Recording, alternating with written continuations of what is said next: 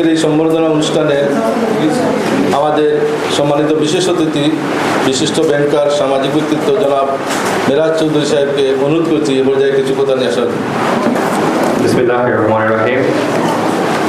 বরহাট welfare trust কর্তৃক আয়োজিত আজকের এই কৃতি শিক্ষার্থী সংবর্ধনা অনুষ্ঠানের সম্মানিত সভাপতি, সম্মানিত প্রধান অতিথি, আমার বরং শ্রদ্ধাভাজন ব্যক্তিত্ব, আপনাদের সকলেরই পরিচিত মুখ, আমাদের একাধারে যিনি নাট্যকার, যিনি দীর্ঘদিন যিনি নাট্য জগতে কাজ করেছেন, একজন সফল অভিনেতা হিসেবে যিনি আবির্ভূত হয়েছিলেন আমরা সকলেই জানি, এবং যিনি একাধারে সিনিয়র সাংবাদিক এবং সামাজিক উন্নয়নের পরিচিত মুখ, সম্মিলিত সামাজিক উন্নয়ন পরিষদের সম্মানিত সভাপতি জনাব খালেদ চৌধুরী, উপস্থিত অত্র মাদ্রাসার সুযোগ্য প্রিন্সিপাল মহোদয় যিনি অত্যন্ত সুন্দর বক্তব্য রেখেছেন, উপস্থিত অন্যান্য অতিথিবৃন্দ এবং সুধীবৃন্দ, বিশেষ করে আমি বরহাট ওয়েলফেয়ার ট্রাস্টের নেতৃবৃন্দকে অত্যন্ত বেশি ধন্যবাদ দেব এজন্য যে কারণ ওনারা আব্দুল মতিন ভাই আমাদের যে অতিথিবৃন্দকে সিলেক্ট করেছেন অত্যন্ত সুদূর প্রসারী চিন্তাধারা সিলেক্ট করেছে, অত্যন্ত গুণী ব্যক্তি বলবো।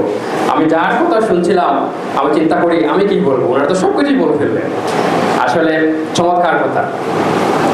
আমি একটা বিষয়ে দৃষ্টি আকর্ষণ করবো, আমাদের এই ব্যানারে প্রোগ্রাম শুরু হওয়ার কথা ছিল 11টা, লেখা আছে সকাল 11 ঘটিকা, কিন্তু আমরা অনুষ্ঠান শুরু করেছি অলমোস্ট 12টা, প্রায় 12টার কাছাকাছি।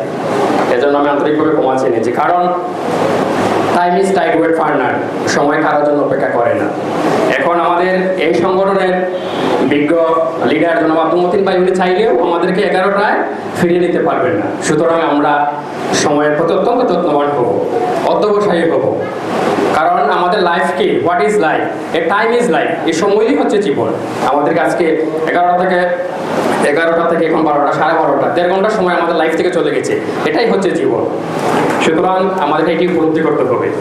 আমি আরেকটা বিষয় বলবো, বিশেষ করে সবার মুখ থেকে এসেছে যে আমরা পড়া শব্দটা এসেছে, এবং একটি কোরআন আর একটি আয়াত আমাদের মহাগ্রন্থ আল কোরআনে যে প্রথম আয়াতটি নাযিল হয়েছিল, ইকরা বিসমি রাব্বিকাল লাযী খালাক, read in the name of your lord who created.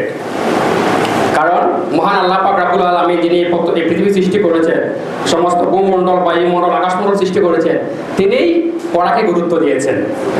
এমনকি আওয়ার প্রফেট রাসূলুল্লাহ সাল্লাল্লাহু আলাইহি ওয়াসাল্লাম সেই তলাবুল ইলম ফারিদাতুন আলা কুল্লি মুসলিমিন ওয়া মুসলিমাতিন, প্রত্যেক নর-নারীর জন্য জ্ঞান অর্জন করা ফরজ করা হয়েছে। ফরজ, আমরা নামাজ যেভাবে ফরজ মনে করি, আমরা যাকাত দেওয়া যেভাবে ফরজ মনে করি, রোজা যেমন ফরজ মনে করি, তেমনি জ্ঞান অর্জন করাও আমাদের জন্য ফরজ করা হয়েছে। সুদূর চীনে যাও, সুদূর চীন কি আজকের চীন দেশ বোঝার নাই, বলেছেন যে সুদূর চীন অনেক দূর, দেশ থেকে দেশান্তর প্রয়োজনে হোক, আমেরিকা যাও, হ্যাঁ, লন্ডনে যাও, চীনে যাও, অনেক দূরে গিয়ে তুমি জ্ঞান অর্জন করো।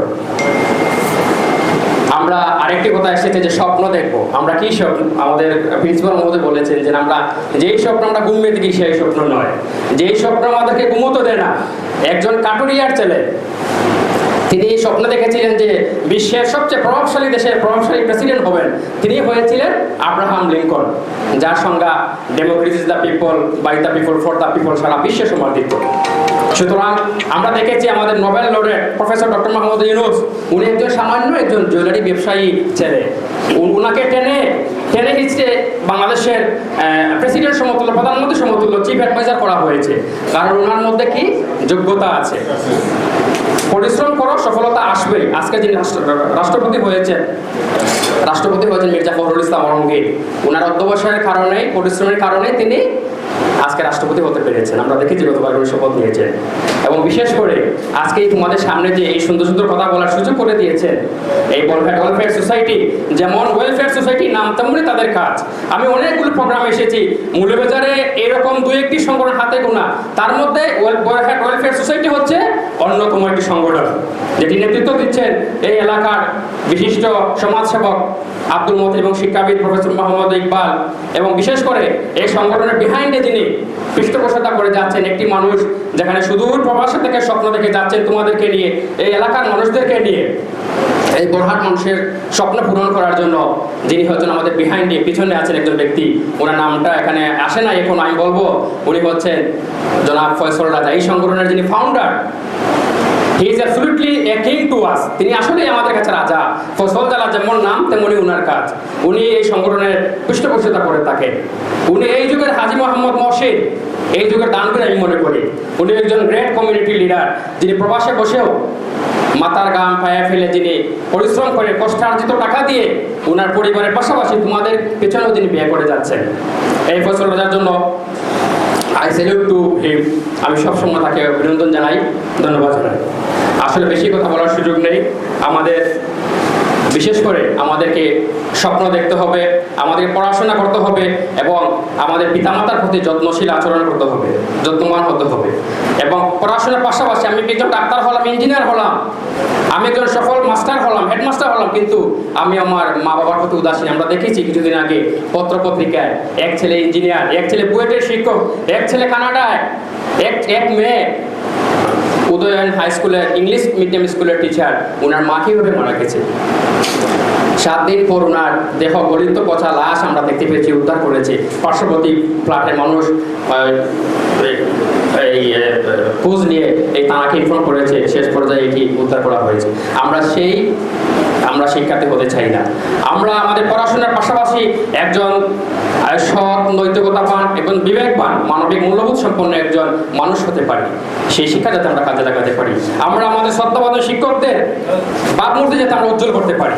আমরা আমাদের প্রতিষ্ঠানের ভাবমূর্তি যাতে আমরা উজ্জ্বল করতে পারি, সেই শিক্ষা যাতে আমরা উজ্জ্বল করতে পারি। এবং আমরা যারা মুসলমান, আমরা যাতে মসজিদের প্রথম সারির একজন মুসল্লি হতে পারি, সেই শিক্ষা যাতে আমরা কাজে লাগাতে পারি। আসলে সবাইকে আমি আবার অভিনন্দন জানাচ্ছি। সময় খুবই কম, কথা বলার সুযোগ নেই। এখানে সবাইকে আমি আন্তরিক অভিনন্দন জানাচ্ছি। বিশেষ করে আমি একটি স্কলার্স মেধা ফাউন্ডেশন, আপনারা জানেন, যেটি 2016 সালে প্রতিষ্ঠা হয়েছিল। এই ফাউন্ডেশনের আমি চেয়ারম্যানের দায়িত্ব পালন করছি। প্রতি বছর আমরা পরীক্ষা নিয়ে নেওয়ার মাধ্যমে তাদেরকে আমরা পুরস্কৃত করে থাকি। এই সংগঠনের পক্ষ থেকে আমি আপনাদেরকে উষ্ণ অভিনন্দন, শুভেচ্ছা জানাচ্ছি। ধন্যবাদ সবাইকে।